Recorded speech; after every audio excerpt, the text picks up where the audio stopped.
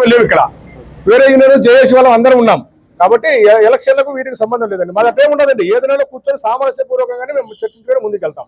మొన్న కూడా నిరసన తెలిపారు కదా సార్, ట్రాన్స్పోర్ట్ అంతా కూడా ర్యాలీ చేశారు, దానికి ఏమన్నా మీకు కన్క్లూజ్ వచ్చింది? మేము వచ్చాయి కదా ఇప్పుడు చాలా ఆర్డర్స్, చాలా మేము అనుకున్న దానికన్నా, మేము ఊహించిన దానికన్నా ఎక్కువగానే వచ్చాయి.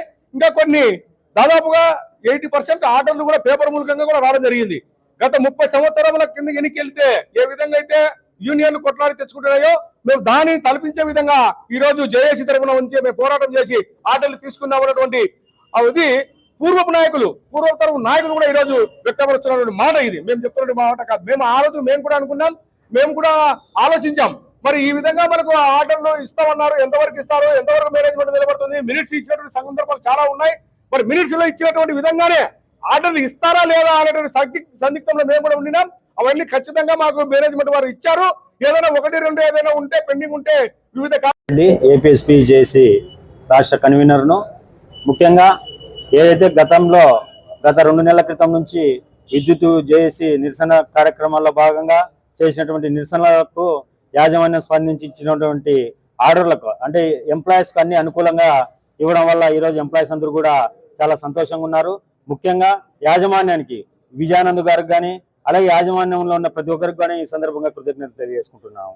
అలాగే కాంట్రాక్ట్ ఎంప్లాయీస్ రిటైర్డ్ అయితే వాళ్ళకి ఇవ్వాల్సిన బెనిఫిట్ విషయంలో అయితేనేమి ఇంకా చాలా 3-4 ఇష్యూలు పెండింగ్లో ఉన్నాయి. అవన్నీ కూడా యాజమాన్యం ఇవ్వాల్సిందిగా ఈ సందర్భంగా తెలియజేసుకుంటున్నాను. అట్లాగే రాష్ట్ర ప్రభుత్వానికి కూడా నేను ఈ సందర్భంగా కృతజ్ఞత తెలియజేసుకుంటున్నాను. ఎందుకంటే గౌరవ ముఖ్యమంత్రి గారు అయితేనేమి అలాగే రెవెన్యూ మంత్రి గారు అయితేనేమి మా విద్యుత్ ఉద్యోగుల పట్ల వాళ్ళు చూపించిన ప్రేమ, ఎందుకంటే వాళ్ళు మీడియా ముఖంగా కూడా వీళ్ళ విధులు సపరేటు, వీళ్ళ విధానాలన్నీ కూడా సపరేట్, వీళ్ళ శాలరీస్ కూడా సపరేట్ అని చెప్పి మమ్మల్ని పోవడం జరిగింది. మేము చేసే పనిని గుర్తించడం జరిగింది. ఇది మాకు చాలా సంతోషదాయకం. ఇవి మాకు బూస్ట్. ఇలాంటి పొగడ్తలన్నీ కూడా మాకు చాలా బూస్ట్. మా విద్యుత్ ఉద్యోగులు కూడా ఇంకా ఐక్యతతో అయితేనేమి అలాగే శక్తితో కూడా పనిచేస్తూ ముందుకెళ్తారని ఈ సందర్భంగా తెలియజేసుకుంటున్నాను. అలాగే రాబో 2026 సంవత్సరంలో 1/4/2026 పిఆర్సీ ఉంది. ఈ సందర్భంగా యాజమాన్యానికి కూడా నేను ఈ సందర్భంగా తెలియజేసుకుంటున్నాను. ఏదైతే రాష్ట్ర ప్రభుత్వం గుర్తించిందో మీరు కూడా గుర్తించి మాకు తగు న్యాయం చేస్తారని ఈ సందర్భంగా తెలియజేసుకుంటున్నాను.